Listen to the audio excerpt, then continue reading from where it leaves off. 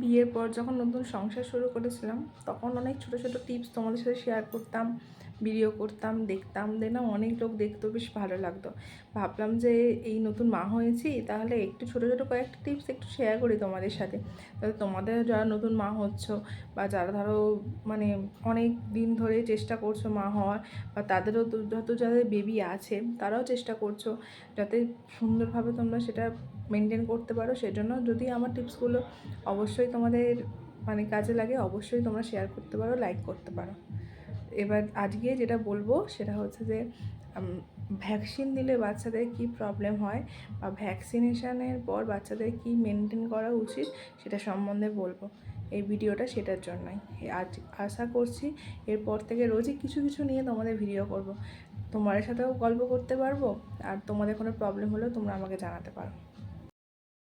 সবাই মোটামুটি জানো যে আমি নতুন মা হয়েছি, তাই কিছু কিছু মনে হয় যে কিছু কিছু ছোটো ছোটো জিনিসগুলো যেগুলো নতুন এক্সপিরিয়েন্স হয়েছে সেগুলো তোমাদের সাথে শেয়ার করতে আমার খুব ইচ্ছা হয়। কিন্তু ছেলে এত মানে দুষ্টুমি করে যে সত্যি কথা বলতে এই কাজের ফাঁকে আর সময় হয় না তোমাদের সাথে সেগুলো শেয়ার করি।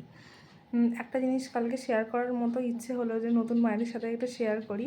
সেটা হচ্ছে আমার ছেলে কালকে 1.5 মাসের ফার্স্ট ভ্যাকসিন হয়েছে, মানে দুটো পায়ে একটা হাতে, মানে ভ্যাকসিনগুলো ভীষণ কড়া। এবার ভ্যাকসিনগুলো এই প্রচণ্ড গরমে যেহেতু এসিতে থাকে বলে ওর সেরকম কোনো সমস্যা হয়নি, ও সবসময় এসিতেই থাকে। তবে আমার মনে হয় বাচ্চাদের যাদের বাড়িতে এসি আছে তোমরা অবশ্যই এসি ইউজ করো, ঠিক আছে? নাহলে কিন্তু বাচ্চাদের গোটা গায়ে র্যাশ বেরিয়ে যাবে।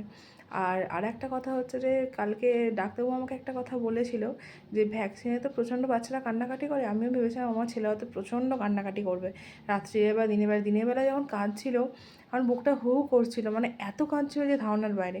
ডাক্তারবাবুকে আমি ফোন করলাম, ডাক্তারবাবু আমাকে একটা কথা বললো, তুমি ওকে ব্রেস্ট ফিড করাও আর সঙ্গে সঙ্গে ওকে সবসময় বুকের মধ্যে রাখো যাতে ওর কষ্টটা অনেকটা কম হয়। আমি দেখেছি, আমি সারাদিন সেটা ট্রাই করেছি। আর যদি পারো তোমরা ক্যালপলের একটা ডোজ ডাক্তারের সাজেশান মতো কফোটা খাওয়াতে হবে। সব বেবির তো ওয়েট সমান না, বেবির ওয়েট অনুযায়ী তোমরা ওই ওষুধটা খাওয়াতে পারো।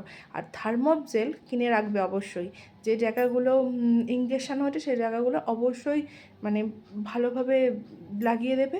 আমি সারা রাত্রির ঘুমাইনি, কিন্তু সারা রাত্রি আমার বেবি কিন্তু একটুও কাঁদেনি। তাকে আমি যতটা পেরেছি ব্রেস্ট ফিড করিয়েছি।